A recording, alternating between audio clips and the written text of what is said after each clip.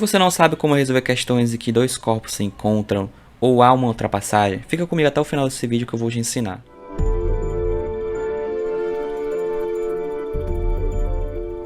Olá meus queridos, tudo bem? Eu sou o professor Marcos, sejam muito bem-vindos a mais uma aula da melhor matéria. E no vídeo de hoje nós vamos entender as situações em que há dois corpos se movendo e eles se encontram, ou uma situação em que um corpo ultrapassa o outro. Lembrando que esse vídeo é uma continuação das aulas de cinemática. Se você não viu as aulas anteriores, elas estão aparecendo aqui no card. Dá uma olhada lá para você não ficar com nenhuma dúvida e depois volta aqui. Nós chamamos de encontro a situação em que os corpos que estão sendo observados, nesse caso são dois carrinhos, têm a mesma posição. E o encontro pode acontecer quando os corpos estão se movendo em sentidos contrários, como é o caso desse exemplo, ou no mesmo sentido. E aqui nós podemos ver o momento exato onde ocorre o encontro. E por que é importante destacar essa parte? Porque quando eles têm a posição igual, nós podemos igualar suas funções horárias para poder descobrir quando esse encontro vai acontecer e onde, que é o que sempre é pedido nas questões. E a pergunta do quando irá ocorrer, ela vai ser respondida quando a gente achar o valor do tempo. E a pergunta do onde, quando a gente substituir esse valor do tempo nas funções horárias de qualquer um dos dois objetos. Vocês vão entender melhor quando a gente estiver resolvendo as questões. E aqui nós temos o encontro dos objetos quando eles estão se movendo no mesmo sentido. Ou seja, toda vez que você for fazer uma questão cinemática que tiver a palavra encontro, lembre-se dessa imagem. Já as ultrapassagens, elas sempre acontecem quando os objetos se movem no mesmo sentido. Diferentemente dos encontros em que os objetos poderiam se mover em sentidos contrários, e que nós podemos ver o momento exato de onde começa a ultrapassagem. E por que eu pausei nesse momento? Porque geralmente nas questões nós temos que considerar as dimensões dos corpos, que são nesse caso os dois carrinhos, ou seja, nós temos que considerar o tamanho deles. E por quê? Porque as questões pedem que você calcule quanto tempo levou para o carrinho preto fazer essa ultrapassagem e qual a distância que ele percorreu enquanto ele tentava fazer essa ultrapassagem.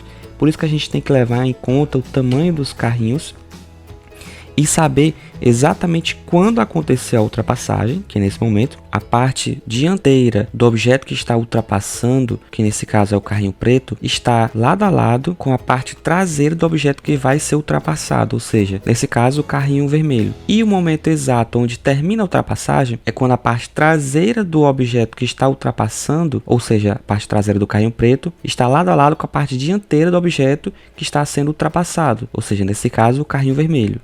E agora nós vamos entender como resolver as questões de encontros e ultrapassagens. Nesse exemplo nós temos dois objetos, A com função horária de 30 menos 80t e B com função horária de 10 mais 20t, onde esse t é medido em horas e ss, que é a posição, é medido em quilômetros. E aí nós temos que determinar o instante e a posição do encontro, ou seja, quando vai acontecer o encontro e onde irá acontecer esse encontro. E como a gente já viu, para determinar esse instante do encontro, ou seja, quando irá acontecer, nós temos que calcular um instante de tempo e para fazer isso, nós vamos igualar as duas funções horárias. E aí, igualando as duas funções horárias, nós temos que 30 menos 80t é igual a 10 mais 20t. E a gente pode passar o 80 para o lado de cá e o 10 para o lado de lá, ou matematicamente falando, nós vamos adicionar 80t dos dois lados e subtrair 10 dos dois lados também. E assim nós ficamos com 100t igual a 20. Logo, t igual a 20 dividido por 100, que é igual a 1/5, ou seja, 0,2 horas. E em segundos isso dá 12 segundos. Isso significa que o encontro vai ocorrer 12 segundos após o início do movimento. E aí, para determinar o local do encontro, ou seja, onde irá ocorrer, a gente tem que substituir o valor do tempo em qualquer uma dessas duas funções horárias. Substituindo o valor do tempo aqui de 0,2, nós temos 30 menos 80 vezes 0,2, que dá igual a 14 quilômetros. E o mesmo valor aqui na função horária de B, 10 mais 20 vezes 0,2 igual a 14.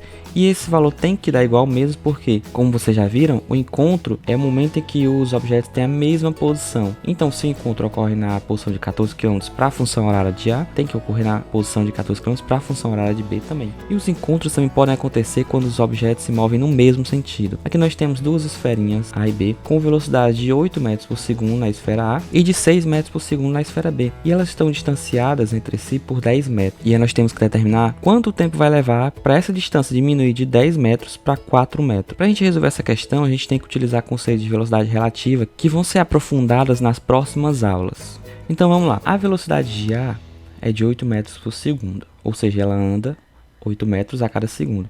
Já a de B é 6 metros por segundo, ou seja, ela anda 6 metros a cada segundo. Se em um segundo o A andou 8 metros e o B andou 6, A andou 2 metros a mais do que B e diminuiu essa distância em 2 metros. Ou seja, a cada segundo o A diminui essa distância em 2 metros. E se a distância inicial é de 10 metros, passando 2 segundos, a distância inicial vai ser de 6 metros, porque diminuíram 4 metros. E em 3 segundos, a distância vai ser de 4 metros, porque diminuiu 6 metros. Então, assim a gente consegue saber que vai ser necessário 3 segundos para essa distância sair de 10 metros para 4 metros. E agora vamos ver um exemplo de ultrapassagem. Aqui nós temos dois trens, P e Q, onde o trem P possui 30 metros de comprimento e velocidade de 30 km por hora. Já o trem Q possui 50 metros de comprimento e velocidade de 10 km por hora. E os seus movimentos são uniformes. Essa palavrinha aqui é importante só para a gente entender que nenhum dos dois trens está acelerando. E nós temos que determinar o intervalo de tempo da ultrapassagem,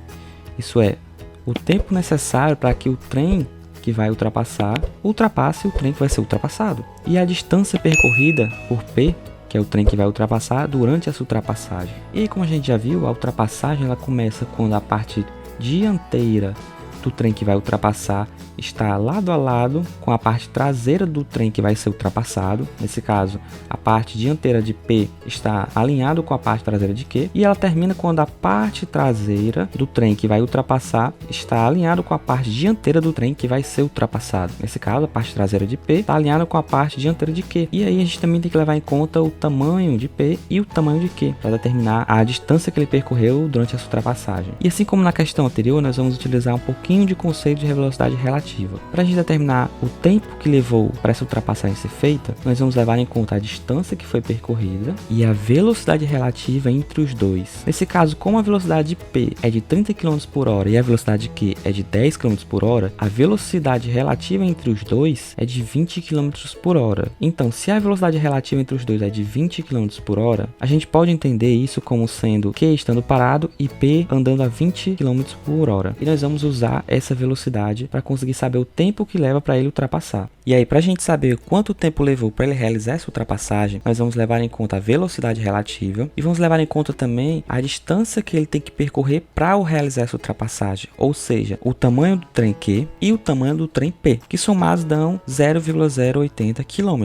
Então, nós vamos utilizar que a distância que ele percorreu para realizar essa ultrapassagem é 0,080 km, vamos usar a velocidade relativa, que é de 20 km, e o tempo é o que nós queremos saber. Então, nós temos que 0,080 é igual a 20t. E aí, nós temos então que t é igual a 0,080 dividido por 20, que é igual a 0,004 horas. Em segundos seriam 14,4 segundos. E aí, sabendo o tempo que levou para ele realizar essa ultrapassagem, nós vamos agora utilizar esse tempo para determinar a distância que ele percorreu durante essa ultrapassagem. E nós temos então que 30, que é a velocidade dele, vezes 0,004, que é o tempo que ele levou para realizar essa ultrapassagem, é igual a 0,12 km, ou seja, ele percorreu 120 metros durante a sua ultrapassagem e essa ultrapassagem levou 14,4 segundos. E agora vocês estão me perguntando, ué, como que ele percorreu 120 metros se para realizar a ultrapassagem ele percorreu 80 metros? Eu utilizei 0,080 km, que é o equivalente a 80 metros, eu utilizei esse dado apenas para poder saber quanto tempo leva para ele realizar essa ultrapassagem, levando em conta que para ele realizar a ultrapassagem ele tem que percorrer o tamanho de Q mais o tamanho de P. E quanto tempo levaria para ele percorrer essa distância? Ou seja, quanto tempo levaria para ele ultrapassar o trem Q por completo? 14,4 segundos. Mas eu não sei qual a distância que ele percorreu realmente nesse tempo para conseguir ultrapassar o trem Q. Porque enquanto ele andava, o trem Q também andava. Assim como os carrinhos que vocês estão vendo agora. Enquanto o carrinho preto anda,